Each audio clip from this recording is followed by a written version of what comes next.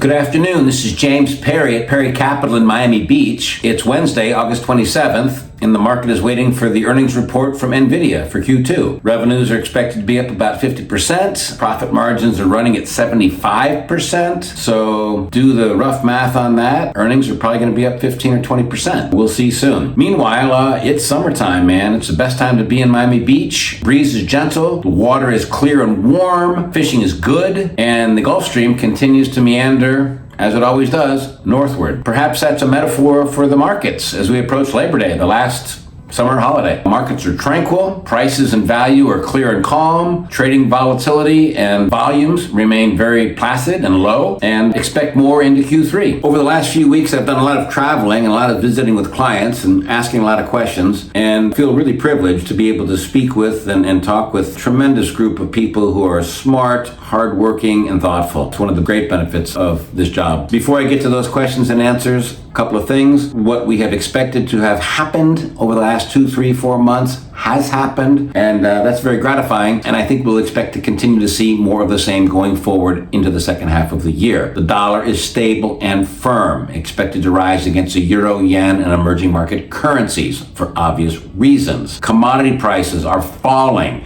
mainly because oil is still at only $64 a barrel. Rates are low and expected to fall further. Credit spreads are stable and are at record lows. The U.S. and global financial system is flush with ample liquidity. It's no surprise to see the equity markets around the world and the U.S. continue to make all-time highs. The main reason for that, the big overlay, is geopolitical tensions are falling. Some disagree with that, depending on how close you are to China or Russia or Iran, I suppose. Secondly, lower taxes and accelerating deregulation are occurring, and the budget and trade deficits are under what I would call a systematic reduction process, which is providing substantial incentives and increasing confidence to corporations, small businesses, and households. On top of that, the AI revolution is accelerating. The number one question I was asked to answer by clients over the last week or 2 or 3 was, what the heck is going on with the Fed? What's going on with Powell? What's going on with Trump? And what are they going to do about interest rates? And the simple answer is the Jackson Hole Symposium was organized this year with the main subject matter being employment in a new economy. What's going to happen to employment in this industrial revolution, which is AI? Anybody who came away from that speech with a clear opinion about a cut or a no cut is clearly confined as a prisoner to their own bias. Nothing has happened that will change anybody's opinion.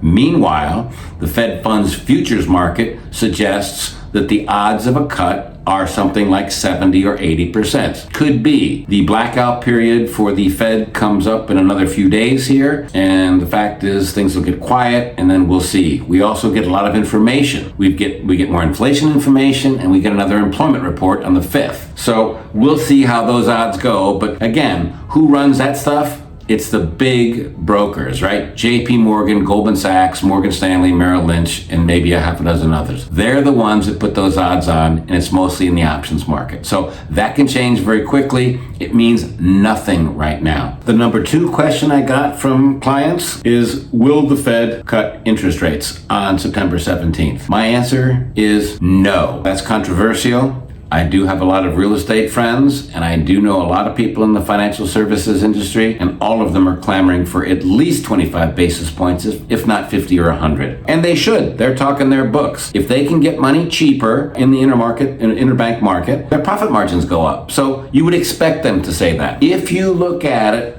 as an economist or an investment manager, a couple of things kind of stand out that make me think, well, maybe not. What is that? Number 1, the stock market is at an all-time high. Number 2, corporate bond spreads, all-time low. Number 3, inflation expectations are actually very stable and quite low. Number 4, corporate profitability has never been higher. Number 5, the labor market has never been larger. There's estimated to be 180 million people working in this country, and wages have never been higher either. So more people are making more money than at any time in the history of this country. On top of that, the housing market is at all-time highs. Automobile prices are all-time highs. Money is flowing into this country, and the economy is expected to continue to grow at a better pace than most economies on the planet. So meanwhile, the Fed's inflation target, which is supposed to be 2, is probably going to be closer to 3. Does the Fed really need to cut interest rates when service inflation is pushing core inflation numbers higher? I think that's slightly irresponsible when you have national debt at $38 trillion, a Fed balance sheet at $7 billion, and a money supply that is arguably larger than GDP, not only in this country, but globally. I think there's plenty of liquidity out there. I could be wrong on this. If I am, my real estate friends and financial friends will tell me I'm an idiot. But the fact is, I don't really think the broad economy needs a rate cut. We'll see.